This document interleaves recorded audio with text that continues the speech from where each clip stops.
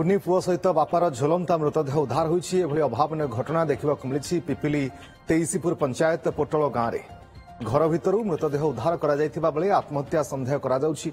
मिलिथिबा सूचना अनुसार मृतक बापा हेले दीपक पाणी गत 6 वर्ष तले प्रेम विवाह करथिले, किंतु गां छाड़ी भुवनेश्वर रहुथिबा पत्नी किछि दिन तले गां को आसीथिले, किंतु अन्य पुरुष सहित पत्नी संपर्क थिबा संदेह करुथिले स्वामी दीपक पाणी।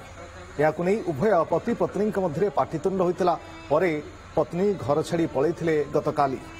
आज झुलंता अवस्था उभय बाप पुओंकर मृतदेह उद्धार करा जायतिला बंद घरु। आसंता काली साइंटिफिक टीम पहुंचीबा परे मृतदेह को नै व्यवच्छेद करिवो पुलिस। निश्चित भाव गोटे दुर्भाग्यजनक घटना। पोटल गाँव ना हूँ दीपक पाणी। से गत 7-8 वर्ष मैरेज करके भुवनेश्वर रोते 3-4 दिन हम से गाँव को फेरते फेरला स्त्री सहित किसी पारिवारिक कलह थिला, जहाँफल कि स्त्री काली घर छाड़ी पलैते।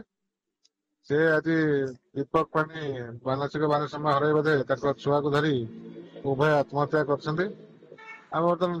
स्पॉट को जाइलु, समस्त पचरा पचर करूँ। आसंता काली साइंटिफिक टीम और एक्जिक्यूटिव मैजिस्ट्रेट प्रेजेंस रे रिक्वेस्ट करूँ डेड बॉडी को पोस्टमार्टम पठेबू।